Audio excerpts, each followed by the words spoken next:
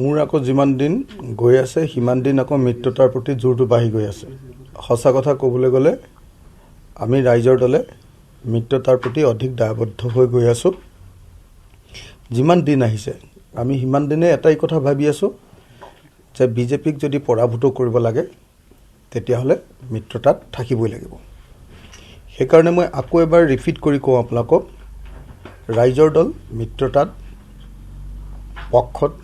পক্ষত আছিল, বৰ্তমানো আছোঁ আৰু শেষৰ দিনটোলৈকে যেতিয়ালৈকে এই বস্তুটোৰ বুজাবুজি নহ'ব সেই দিনটোলৈকে আমি মিত্ৰতাৰ পক্ষত থাকিম।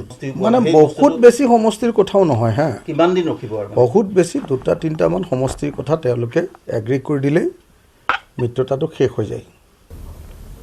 কিন্তু এতিয়া আমি যিহেতু 2টামান সমষ্টি বিচাৰিছোঁ, সেই 2টামান সমষ্টিত তেওঁলোকে এৰি দিব খোজা নাই আৰু তাৰে বাৰ্গেনিং পইণ্ট হিচাপত এই বিষয়টো এতিয়া উলিয়াই আনিছে। মই কংগ্ৰেছ দলক এটাই কথা কওঁ, আমি বিজেপিক পৰাভূত কৰিবলৈ বদ্ধপৰিকৰ। We are committed two defeat fascist BJP. আৰু ফেচিষ্ট বিজেপিক যেতিয়া পৰাভূত কৰিবলৈ হয় তেতিয়া সকলোৱে অলপ অলপ ছেক্ৰিফাইচ কৰিব লাগিব। আমি 27টাৰ পৰা 12টালৈ ছেক্ৰিফাইচ কৰিছোঁ, 15টা ছিট আমি ছেক্ৰিফাইচ কৰিছোঁ। অৱশ্যে 12টা প্লাছ 3টা তেওঁলোকে আমাক দিব বুলি কৈছে, তেওঁলোকৰ নিজৰ পিনৰ পৰা দিছে ইতিমধ্যে, এইকেইটা আপোনালোকে খেলক বুলি কৈছে।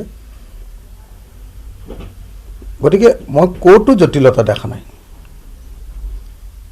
কংগ্ৰেছ দলে কথাটো বাস্তৱিকভাৱে ভাবি লওক। কংগ্ৰেছ দলে কথাটো